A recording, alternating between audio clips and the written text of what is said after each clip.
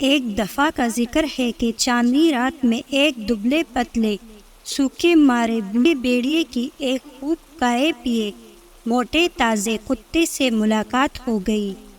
دعا سلام کے بعد بھیڑیے نے اس سے پوچھا، اے دوست، تو خوب تر و تازہ دکھائی دیتا ہے۔ سچ کہتا ہوں کہ میں نے تجھ سے زیادہ موٹا تازہ جانور آج تک نہیں دیکھا۔ بھائی، یہ تو بتا کہ اس کا کیا راز ہے؟ میں تجھ سے 10 گنا زیادہ محنت کرتا ہوں اور اس کے باوجود بھوکا مرتا ہوں۔ کتا یہ سن کر خوش ہوا اور اس نے بے نیازی سے جواب دیا، اے دوست، اگر تو بھی میری طرح کرے تو مجھے یقین ہے کہ تو بھی میری طرح خوش رہے گا۔ بھیڑیے نے پوچھا، بھائی جلدی بتاؤ، وہ بات کیا ہے؟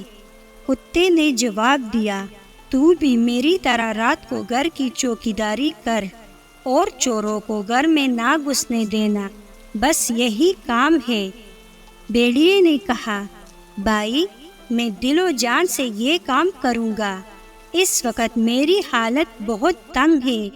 میں ہر روز کھانے کی تلاش میں سارے جنگل میں حیران و پریشان مارا پھرتا ہوں۔ بارش، سردی اور برف باری کے صدمے اٹھاتا ہوں، پھر بھی پیٹ پوری طرح نہیں بھرتا۔ اگر تیری طرح مجھے بھی گرم گھر رہنے کو اور پیٹ بھر کر کھانے کو ملے تو میرے لیے اس سے بہتر کیا بات ہے؟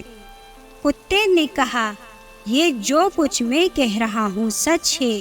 اب تو فکر مت کر، بس میرے ساتھ چل۔ یہ سن کر بھیڑیا کتے کے ساتھ چل دیا۔ ابھی وہ کچھ دور ہی گئے تھے کہ بھیڑیے کی نظر کتے کے گلے پر پڑے اس نشان پر پڑی جو گلے کے پٹے سے پڑ گیا تھا۔ بھیڑیے نے پوچھا، اے دوست، تیرے گلے کے چاروں طرف یہ کیا نشان ہے؟ کتے نے کہا، کچھ نہیں۔ بھیڑیے نے پھر کہا، اے دوست بتا تو صحیح، یہ کیا نشان ہے؟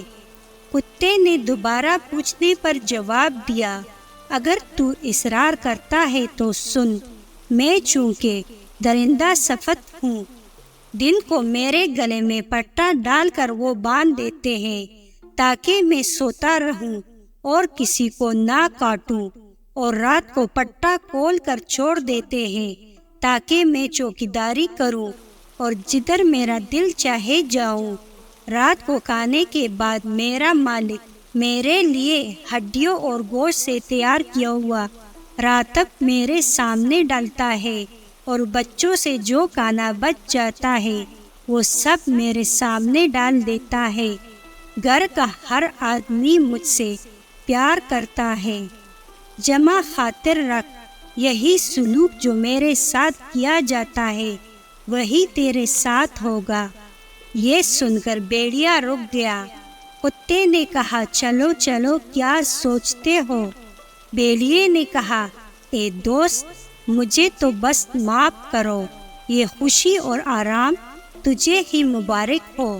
میرے لیے تو آزادی ہی سب سے بڑی نعمت ہے۔ جیسا تو نے بتایا اس طرح اگر کوئی مجھے بادشاہ بھی بنا دے تو مجھے قبول نہیں۔